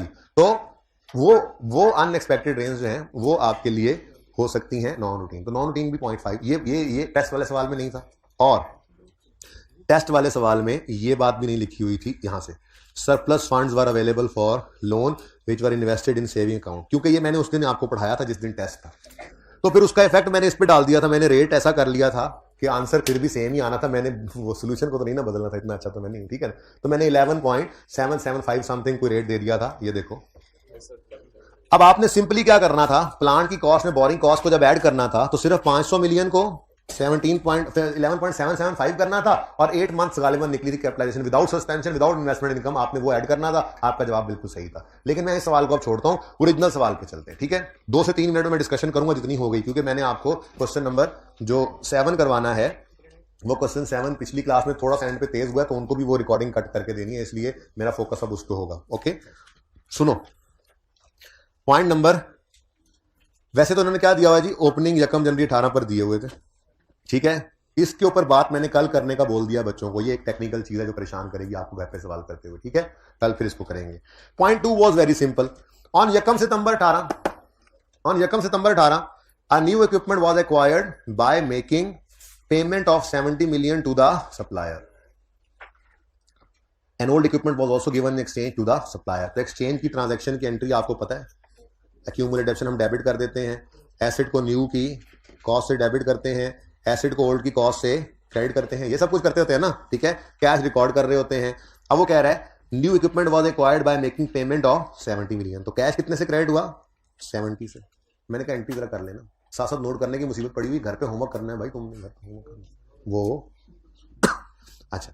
उसके बाद an old equipment was also given in exchange. The fair value of old and new were 21 and 93। जब हमें न्यू की ओल्ड की फेयर वैल्यू मिलती तो हम उसको गले लगाते थे, कहते थे तुम्हारे तो इंतजार में थे हम, अब तो हम न्यू को बिल्कुल भी ना देखें, तुम तो हमारे पुराने दोस्त हो। तो फेयर वैल्यू ऑफ ओल्ड हम यूज किया करते थे और उसमें ऐड किया करते थे कैश पेड, और ये हमारे पास आ जाया करती थी कॉस्ट ऑफ न्यू। लेकिन कहानी थोड़ी सी आगे बढ़ रही थी, वो क्या थी, cost incurred on installing new equipment was, तो ये 5 भी एसिडी कॉस्ट में ऐड करना होता है, तो ये भी जरा +5 करना था, बस ये और तो कोई नहीं था। ठीक है, तो fair value of old plus cash paid से ही हमने फेयर वैल्यू ऑफ न्यू निकाली, जैसे सीखा हुआ था। कितना बनता है, 96। एक्यूमुलेटेड डेप्रिसिएशन निकालनी है आपने पुराने एसेट की डेट ऑफ परचेज से डेट ऑफ सेल तक, निकाल लोगे ना। अब ये थोड़ी मैंने कैलकुलेट करके दे रहा हूं आप, बस ठीक है निकाल लोगे आप। और ओल्ड की कॉस्ट गिवन है, the old equipment had been acquired at a cost of 40 million यकम जुलाई 16, जिससे आपने वो कॉस्ट को यूज करते हुए आपने वो एक्यूमुलेशन भी निकालनी है। ठीक है ना, लेकिन कॉस्ट कितनी है इसकी, 40। तो गेन भी आ सकता है और लॉस भी आ सकता है, गेन भी आ सकता है। ठीक है, ये आपका सवाल। लेकिन इस पूरे सवाल में ना तो मुझे गेन लॉस से कुछ सरोकार होगा ना कैश से। मैं बना रहा था पीपीई का नोट। पीपीई के नोट के अंदर एसिड के कॉलम में 40 ने डिस्पोजल वाले खाने में माइनस होना था और 96 ने एडिशन वाले उसमें रो में ऐड होना है, और फिर एक्यूमुलेटेड डिडक्शन वाले सेक्शन के अंदर माइनस होना था। बस ये 3 फिगर्स चाहिए। ठीक है, ऐसे ही किया था। नेक्स्ट ये पढ़ा रहा था मैं। ऑन यकम जनवरी 18 एमएल कमेंस कंस्ट्रक्शन ऑफ, इधर देखो भाई, कमेंसमेंट होती है याद है आपको, लेटर ऑफ, अच्छा डायरेक्ट करें ना, जरा डायरेक्ट करें जी। इधर देखो, यकम जनवरी 18 पे ML commenced construction, work started, the whole process was complete on 31, ये देखें सीजेशन, ये भी मत लिखो, सीजेशन किस दिन हो रही है जी, 31 अक्टूबर 2018। अच्छा, कमेंसमेंट में लेटर को लेना है ना स्पेसिफिक लोन की वजह से। ठीक है, अब लेटर को लेना है तो लेटर में लोन रिसीव्ड अभी तक आया नहीं, वर्क स्टार्टेड हमारे जहन में है, डायरेक्ट कर रहा हूं ना मेजबानी। ठीक है, यकम जनवरी को वर्क स्टार्टेड, यकम फरवरी को फर्स्ट पेमेंट, और यकम मार्च को plant was finance through a bank loan obtained on यकम मार्च। प्लांट के लिए ये लोन लिया है, स्पेसिफिक लोन है, तो यकम मार्च। तो यकम जनवरी, यकम फरवरी, यकम मार्च, क्या लेटर है, यकम मार्च। देखो मैंने कोई अंग्रेजियां नहीं लिखी है, लेकिन आप भूल जाओ तो लिख भी सकते हो। तो यकम मार्च 18 को लोन लिया, 31 अक्टूबर 18 तक कितने मंथ्स बनते हैं, 8 मंथ्स। ये कैपिटलाइजेशन का पीरियड था। लेकिन मसला क्या हुआ, यकम मार्च 18 से 31 अक्टूबर 18 के दरमियान ही 31 अगस्त वाला महीना भी आ रहा है, जिसमें 0.5 मंथ क्या था, सस्पेंशन। ठीक है, सही है ना। तो सस्पेंशन को आपने इग्नोर करने के लिए जब interest expense on specific loan निकालना था तो 500 का लोन लिया, 18% इंटरेस्ट रेट है, और 5 नहीं कितना 8 नहीं 8 में से माइनस करना था 0.5 को, डिवाइडेड बाय 12 लेना था। ठीक हो गया, वो सही है। कितना आता है वैसे बता दो, जल्दी कर लो यार, 20 मिनट अब रह गए हैं सिर्फ, और मैंने वो सवाल करने। अच्छा जी, जो भी है अब देखें इधर, देख लें, कल मैं टोटल कर दूंगा, 39.25 टोटल आना है। कंस्ट्रक्शन कॉस्ट आपकी 660 मिलियन है, इन सबको ऐड कर लें या यहां से उठा लें, चेक कर लें। तो 660 का एसेट था और 39.25 इस पे बोरिंग कॉस्ट ऐड हुई, ये 699.25 आपके प्लांट के कॉलम में एडिशन आना था, ठीक है। और जिस दिन ये आ गया है उस दिन से ऑनवर्ड्स इसको डेप्रिशिएट भी करना है आपने, ठीक है। वो आपने देख लेना किस दिन कंप्लीट हुआ, वैसे लिखा हुआ था 31 अक्टूबर पे, तो नवंबर और दिसंबर। उसके बाद .4 में ऑन लिख लें, टेस्ट में तो मैंने ऑन कर दिया था, ऑन 31 दिसंबर रिवैल्यूएशन हुई है। इस रिवैल्यूएशन में आपको जो मसला आना है ना वो इस 8.5 की फिगर का आना है, क्योंकि ये एक ऐसा सवाल है जिसमें उसने जकम जनवरी 8 पे खड़े होकर कहा है एसेट पहले से रिवैल्यू भी हुआ है।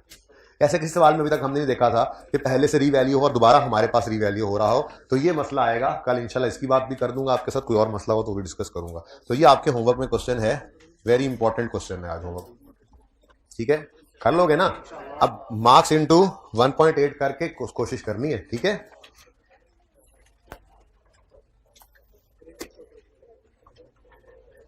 अच्छा जी, अब ये ग्रेनाइट वाला सवाल जो है ये थोड़ा सा क्विकली होना है। कितने बच्चों ने घर पे अटेम्प्ट किया था इसको? वेरी गुड, हो गया था। स्टिल ना, स्टिल अब देख 90% आबादी से हो चुका हुआ है, फिर दोबारा आंकड़ा करें, लेकिन मैंने फिर भी करवाना है। हाँ, बस थोड़ा सा ये होगा कि रह गए हैं कोई 17-18 मिनट, तो इन 17-18 मिनट्स में इस सवाल को मैंने आपके साथ डिस्कस करना है, ठीक है। सबसे पहली बात जो आपको बताई थी वो ये थी कि ये जो बोरिंग कॉस्ट भी कैपिटलाइज है, इसने 2 साल की मांगी है, तो 2 साल की वर्किंग बनाओ। तो क्विकली जरा 2 साल की वर्किंग बनाते हैं। आप लोगों ने हुआ है ना, इसलिए आप लोग नोट तो नहीं करेंगे, वैसे सोल्यूशन भी मौजूद है, सबके हाथ में कैलकुलेटर्स होंगे, सिर्फ समझना है और आपस में बात करता हुआ कोई नजर ना आए मुझे please. Borrowing cost to be capitalised as on 30 June 2010। बेटा प्लीज बातें नहीं करें। लोन प्रोसेसिंग चार्जेस होते हैं भाई, ये ना यहां से रिकॉर्डिंग जो है ना इसका टाइम नोट करना है, ये मैंने बैच 1 को भी रिकॉर्डिंग देनी है यूट्यूब पे, ठीक है। यहां से शुरू करेंगे, लोन प्रोसेसिंग चार्जेस। उसके बाद नंबर 2, हालांकि बच्चे कह रहे थे कि हमें समझ आ गई, लेकिन फिर भी ना 2-3 बच्चे भी शायद ऐसे हो जो लेट आए हो या कुछ ऐसे हो, परेशान हो, तो इसलिए चलो वो मैं यूट्यूब पे चढ़ा दूंगा, आप पे भी किसी को समझ नहीं आएगा तो आप लोग भी देख सकते हैं, ठीक है। Interest expense on specific loans, less investment income और interest expense on general loans.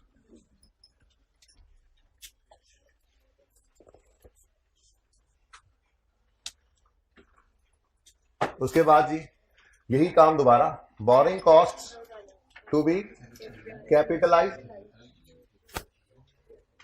क्योंकि सबने किया हुआ है सवाल, इसलिए मेरी ये चाहत होगी कि आप कुछ भी नोट ना करें, आप सिर्फ इसको देखें। ये क्विकली सही, आज शुक्र करें नई चीज फिर नहीं शुरू हुई, वही काम जरा दोबारा हाजमा। इसमें असल चीज जो सिखाने वाली है ना, असल सिखाने वाली चीज ये है कि रिसीट पेमेंट में कैसे हमने कॉन्टिन्यूटी में बनाते हुए और चीजों को रोकना है 1 साल के अंदर। तो इसलिए सबकी तवज्जो मुझे चाहिए, बैच 1 वाले बच्चों की भी जी, जो घर पे बैठे यूट्यूब पे देख रहे हैं इसको। 1 मिनट, मार्कर तो धोखा है ये वाला जी। नंबर 1 माना कि नहीं है, लेकिन चलो अपना फॉर्मेट जरा तेजी से बना लेते हैं, तो ताकि क्लियरली पता लग जाए इस साल में होता है, इस साल में नहीं होता, पता लग जाएगा, ठीक है। Loan processing charges. Number 2 interest expense on specific loans. अब मेरे बच्चों और पागल खानों, 2 किस्तें पे हुई थी इस साल में 11 वाले में, तो इसलिए 3-4 लाइनें छोड़ लो। उसके बाद लेस इन्वेस्टमेंट इनकम और फिर interest expense on general loans. अगर किसी को ये फॉर्मेट नहीं नजर आ रहा तो कोई बात नहीं, इसमें कोई इतनी देखने वाली बात है नहीं, ये याद ही हमें तकरीबन, ठीक है ना। लेस इन्वेस्टमेंट, फिर भी मैं कोशिश करूंगा अब फिगर्स वगैरह जो है वो नजर आती है। उसके बाद हम बनाएंगे यहां पर रिसीट पेमेंट स्केड्यूल। तो वर्किंग नंबर 1 हमारी होगी रिसीट पेमेंट स्केड्यूल, ये वाले निकाल के रखें। इसमें डेट, बातें मत करो यार, डिस्क्रिप्शन,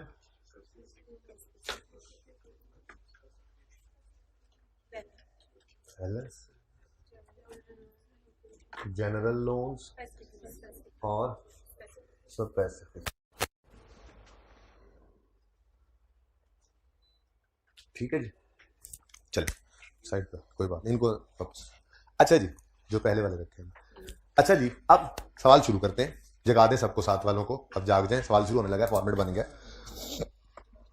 ऑन यकम मार्च 10 granite corporation started construction of its new plant. तो वर्क स्टार्टेड यकम मार्च 10 पे, वर्क स्टार्टेड यकम मार्च 10 to meet growing demand of product. The new plant was completed at a cost of 100 million. तो वर्क कंप्लीटेड 31 मई 2011, ये लिखा हुआ है 31 मई 11 पे काम मुकम्मल हो गया। अब इसको ना देखें, मिटा ही देते, ठीक है जी। कम मार्च 10 पे काम शुरू हुआ, वर्क स्टार्टेड, और 31 मई 11 पे काम खत्म हुआ। GC finance the cost of project from following sources. Point number 1 में एक स्पेसिफिक लोन है, पॉइंट 2 में जनरल लोन है, शुक्र है अकेला है, और पॉइंट 3 में कह रहा है सरप्लस फंड्स, और पॉइंट साथ ही पेमेंट्स बता दें। अब खैर से हमारा साल जो है वो 30 जून यकम जुलाई 9 से शुरू होकर 30 जून 10 तक जाता है, ठीक है, और फिर 30 जून 11 तक दूसरा साल जाता है। अब काम शुरू हुआ है यकम मार्च पे, यहां कहीं ऐसे ही है, यकम मार्च 10 पे। तो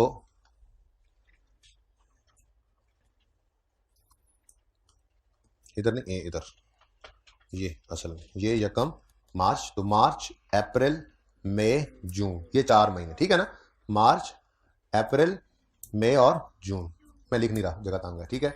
ये 4 महीने आपका प्रोजेक्ट इस साल में रहेगा, और फिर चलते चलते 31 मई तक जाना है, जिसमें आपको ये 31 मई नीचे लिखा तो क्लियरली नजर आया उधर से, ये 31 मई 11, तो हमारे पहले साल में ये 4 महीने तक रहा, और दूसरे साल में ये प्रोजेक्ट 11 महीने तक रहा, जिसमें दूसरे 1 महीने की वो सस्पेंशन भी थी फरवरी वाले महीने में, ठीक है ना, सही है। अच्छा, तो इसका मतलब जब यकम मार्च को कमेंसमेंट करनी है, लेटर तो यही आ गया ना, लोन रिसीव भी इसी दिन आ रहा है, ऑन यकम मार्च 10 7-year loan was obtained specifically for construction, और फिर फर्स्ट पेमेंट भी इसी दिन आ रही थी, आपने घर पे देखा यकम मार्च, तो कमेंसमेंट तो यकम मार्च को ही होनी थी, लेकिन पहला साल 30 जून पे एंड होना था, तो 4 महीने की बोरिंग कॉस्ट सिर्फ कैपिटलाइज करने की इजाजत थी पहले साल में, यह जो एंड हो गया, ठीक है।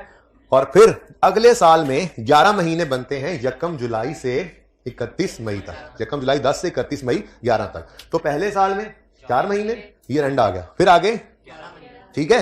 एक काम था असल में थोड़ा सा देखने वाला, चल जी। ऑन यकम मार्च 7-year loan of 70 million was obtained specifically for construction. Loan carried a markup of 13%. An arrangement fee of 1% of loan amount was also paid. तो 1% of loan amount क्या है? Loan processing charges 70 million into 1% कितना आ गया, और यहां पे हमने लिख लिया rupees in million, rupees in million, ठीक है जी, ठीक है। उसके बाद interest expense on specific loan लेना, लोन 70 मिलियन का है, इंटरेस्ट रेट 13% है। अब सुनो, लोन आया किस दिन, यकम मार्च को, मार्च अप्रैल मई जून, 4 महीने का इंटरेस्ट ही बनता था, और 4 का ही कैपिटलाइज, लेकिन ना मैंने बटों में फासला डाला है, ना मंथ लिख रहा हूं, क्यों, सस्पेंशन है तो सही, पर इस साल में नहीं है, नेक्स्ट ईयर में, ठीक है। 3.03, और इन्वेस्टमेंट इनकम के लिए तो आपको रिसीट पेमेंट स्केड्यूल बनाना पड़ेगा, ठीक है। तो मैं तो कहता हूं दूसरे का भी मुफ्त वाले नंबर ले लेते हैं ये। अब पढ़ते हैं आगे, वो कहता है, ये बात तो पूरी होगी ना, 13% भी आ गया, 1% भी आ गया, 70 मिलियन, ठीक है। अब वो कहता है 2 installments each comprising of repayment of principal of 5 million with interest were paid on 31 August 10 and 28 February 11। ले जी, लोन तो आया था यकम मार्च को, ठीक है, लेकिन इसकी किस्तें पे होनी है 6-6 महीने बाद, ऐसा ही है। तो पहली किस्त जाकर पे होनी है यहां जुलाई, अगस्त और 31 अगस्त, वैसे ही है, और फिर अगली किस्त जाकर पे होनी है 28 फरवरी को, ये यहां फिर 6 महीने बाद, ठीक है। तो अब जरा सोच कर बताना, 70 मिलियन का लोन लिया था, 30 जून 10 तक कितना आउटस्टैंडिंग रहा? पूरा 70। लेकिन 31 अगस्त को इसमें से 5 रीपे होने हैं, तो ये कितना रह जाएगा? 65। फिर 1 सितंबर से लेके 28 फरवरी तक ये कितना आउटस्टैंडिंग रहेगा? 65। उसके बाद फिर 5 पे होगा तो रह जाएगा 60, वो 60 रहेगा। फिर अगले मार्च, अप्रैल, मई, जून में भी होना है, लेकिन हमारे लिए जून रेलेवेंट नहीं है। तो इंटरेस्ट एक्सपेंस निकल सकता है जी, अगले साल का भी इंटरेस्ट एक्सपेंस निकल सकता है। समझ आ रही है सबको? जिन्होंने घर पे किया उनको तो खूब समझ आ रही होगी। 70 ही आउटस्टैंडिंग रहा इंटू 2/12 फासला रखा हमने। कौन कौन से मंथ्स हैं? अब चूंकि इस साल में सस्पेंशन है, जुलाई और अगस्त, ये 2 महीने ही आउटस्टैंडिंग रहा ना। ये 70 जो था, ये 31 अगस्त को इसमें 5 मिलियन की रीपेमेंट हुई है, सवाल में लिखा हुआ जो आपने घर पे किया है ना, ठीक है। तो फिर 65 रह गया, ठीक है। अब 65 आउटस्टैंडिंग रहा 1 सितंबर से 28 फरवरी तक, सितंबर, अक्टूबर, नवंबर, दिसंबर, जनवरी, फरवरी, 6 महीने, ठीक है। तो 65 इंटू 13% इंटू 6/12। कौन कौन से मंथ्स? कौन कौन से मंथ्स? सितंबर, अक्टूबर, नवंबर, दिसंबर, जनवरी, फरवरी, बस मार्च नहीं है, मार्च नहीं, ठीक है। उसके बाद अब 28 फरवरी को एक और किस्त पे हुई, यही लिखा हुआ ना इधर देखो, 31 अगस्त 10 और 28 फरवरी 11, ठीक है। तो अगली किस्त पे हुई 28 फरवरी 11 पे, ये बनता है फरवरी 11। ये जुलाई, अगस्त, सितंबर, अक्टूबर, नवंबर, दिसंबर, जनवरी, फरवरी और 28 फरवरी, ये महीना जो मैंने सस्पेंशन वाला बनाया था, ठीक है ना। 28 फरवरी को एक और 5 पे हो गया, ठीक है। तो फिर ये कितना रह गया? 60 इंटू 13% इंटू, अब देखो वैसे तो मार्च, अप्रैल, मई, जून 4 महीने बनते हैं, लेकिन हमने तो सिजेशन कर देनी है 31 मई पर, तो हमारी कैपिटलाइजेशन तो फिर 3/12, ठीक है। बटों में फासला है। मंथ कौन कौन से हैं? मार्च, अप्रैल, मई, ठीक हो गया। चलें आगे। मैं तो कहता हूं जरा सस्पेंशन को ऐसे देख लेते हैं, कौन सा महीना सस्पेंशन था? जुलाई, अगस्त, सितंबर, अक्टूबर, नवंबर, सिर्फ एक ही है यहाँ पर -1, ऐसा ही है ना, सिर्फ एक ही जगह पे आया है। वैसे ही मैंने कहा चलो कर ले जरा, रिसीट पेमेंट में काम आ जाएगा, वरना वहां पे जाके भी देख सकते थे, ठीक है। नहीं, आंसर बाद में निकालेंगे, वैसे ही मैंने बस कर दिया। अच्छा चले, अब जी रह क्या गया? Investment income. और इन्वेस्टमेंट इनकम के लिए हमें चाहिए होता है रिसीट पेमेंट स्केड्यूल, उसको नंबर डेट वाइज नंबरिंग कर लेते हैं उसकी जी। 1 मार्च 1A क्यों बोला? क्योंकि इसी दिन 1% कमिटमेंट फी भी है, 1B आ गया, और फर्स्ट पेमेंट भी है, 1C भी आ गया, ठीक है। उसके बाद पूरा मार्च गुजर गया, अप्रैल, मई, जून, जुलाई, और 31 अगस्त आता है। 31 अगस्त पे 2A भी है और B भी है, क्योंकि इंटरेस्ट भी है, और तो कुछ नहीं है। उसके बाद अगस्त भी गया, सितंबर भी गया, अक्टूबर भी गया, नवंबर भी गया, दिसंबर भी गया, जनवरी आ गया, फिर फरवरी आ गया, 4A एंड B, फिर मार्च, अप्रैल, मई, बस खत्म। 30 सितंबर को तो छोड़ो, हम नंबर ही नहीं लगाते, लगा भी होगा तो कोई काम नहीं आना इसमें, ठीक है। अब शुरू करते हैं जी। डेट है लेटर 1 मार्च 10 पक्की बात है, 10। लोन रिसीव्ड कितना? 70, ठीक है, सही है। देन 1 मार्च 10 पर ही कमिटमेंट फी, वो लिखी हुई है, दोबारा क्यों कैलकुलेट करें? 0.7। फिर इसी दिन कुछ और भी हुआ है जी, फर्स्ट कंस्ट्रक्शन पेमेंट। भाई साकिब बात सुनो, सर की क्लास पता करो एग्जैक्ट शुरू कितने बजे होती है वैसे टाइम टेबल में? अच्छा जी, बस और तो नहीं है, ABC था ना। 4.3। Now this is available for investment. आगे चलते हैं। 1A 1B 1C हो गया, 2A 2B 31 अगस्त। इसमें ना एक चीज आनी है, हाँ 30 जून 10 दरमियान में आना है, होना कुछ नहीं है, लेकिन सब कुछ रुकेगा यहाँ पे, ठीक है। तो उसको देख लेते फिलहाल तो 31 अगस्त 10 लोन प्रिंसिपल रीपेड, ये R लिखा हुआ है, 5 मिलियन, और 31 अगस्त 10 पर इंटरेस्ट पेड। अब बैंक को तो पे करना है 6 महीनों का, अच्छा ये ऑफिशियल टाइम है 10, हो नहीं सकता 5 मिनट का फासला। ऑफिशियल टाइम जरा टाइम टेबल पे देखो, देख के आओ जी। इंटरेस्ट पेड, सर से 5 मिनट लेके आओ को आज आखिरी बार दे दें जी। सुने, ये 31 अगस्त को इंटरेस्ट पे तो 6 महीने का होना है, फरवरी नहीं, मार्च, अप्रैल, मई, जून, जुलाई, अगस्त, 6 महीनों का। इसमें से वो फरवरी का महीना हमने इंटरेस्ट एक्सपेंस में कैपिटलाइज नहीं किया, तो फिर यहाँ पे भी वही महीने आने चाहिए ना बेटा। इधर देखो, ये इंटरेस्ट पेड कितने महीने का है, कौन से महीने से, मार्च, अप्रैल, मई, जून, जुलाई, अगस्त, ये वो वाला है, और ये तो फिर पूरा आएगा, ये तो मुकम्मल जी। कितना जी, 70 इंटू 13%, 6/12, ठीक है, 4.55, अच्छा 4.55। और कुछ है जी इस दिन, पॉइंट, इधर देखें जी, 0.45 नहीं, 1 मिनट बेटा, ये तो आंसर दें। अच्छा सुने, 44.3 में से 9.55 माइनस किया तो 7, ठीक है। उसके बाद 3 आया, 31 जनवरी की पेमेंट, और इसने कबाड़ा कर दिया।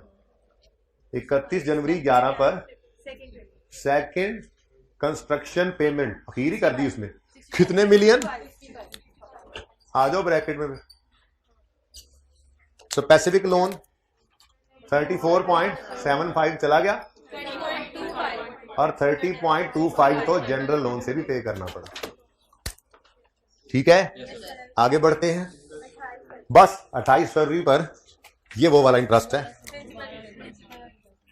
28 फरवरी 11, लोन प्रिंसिपल रीपेड कितना, 5, और हाँ जी ये वो इंपॉर्टेंट वाला इंटरेस्ट है, इंटरेस्ट पेड। अब जरा देखो इधर, कौन कौन से मंथ्स हैं, सितंबर, अक्टूबर, नवंबर, दिसंबर, जनवरी, फरवरी, इन 6 महीनों का इंटरेस्ट है। ये इन 6 महीने, सितंबर, अक्टूबर, नवंबर, दिसंबर, जनवरी, फरवरी, वही है ना, वहां पे फरवरी नहीं लिया, यहां पे भी नहीं लिया, जितने महीने का कैपिटलाइज किया वही यहां से माइनस करना है, ठीक है। तो हो कितना चुका है, 70 में से किस्त पे हो गई थी ना, 65 इंटू 13% इंटू 5/12 जी, 3.5। अब ये 2 है बस एक दिन, और तो कुछ नहीं है 28 फरवरी को, सी तो नहीं है कोई, 8.5। लो भाई बच्चों, अब सिर्फ रेट्स लगना रह गए। पहले साल में तो सिर्फ एक चीज आनी है, यकम मार्च से पूरा मार्च, अप्रैल, मई और जून। कितनी इन्वेस्टमेंट इनकम है जी, 44.3 पर 8% इंटू 4/12 कितना, ये मुश्किल या आसान, पहला साल बिल्कुल आसान था, ठीक है। माइनस करके बताओ, 85, जनरल लोन कोई नहीं है, और 2.5, डन हो गया, सही है।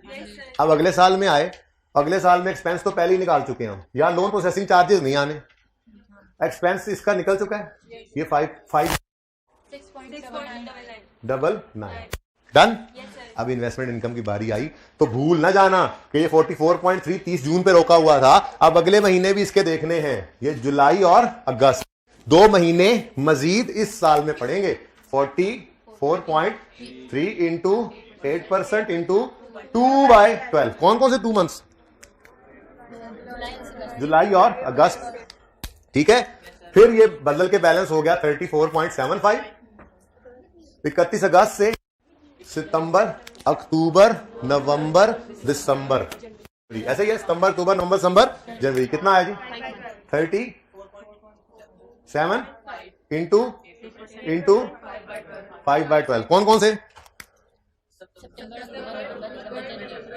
कोई नहीं, कांटे वाला कोई काम नहीं आया, आंसर निकाल लोगे ना, मैं नहीं निकाल रहा, हाँ 1.75, ठीक है, इसका नेट आ जाएगा।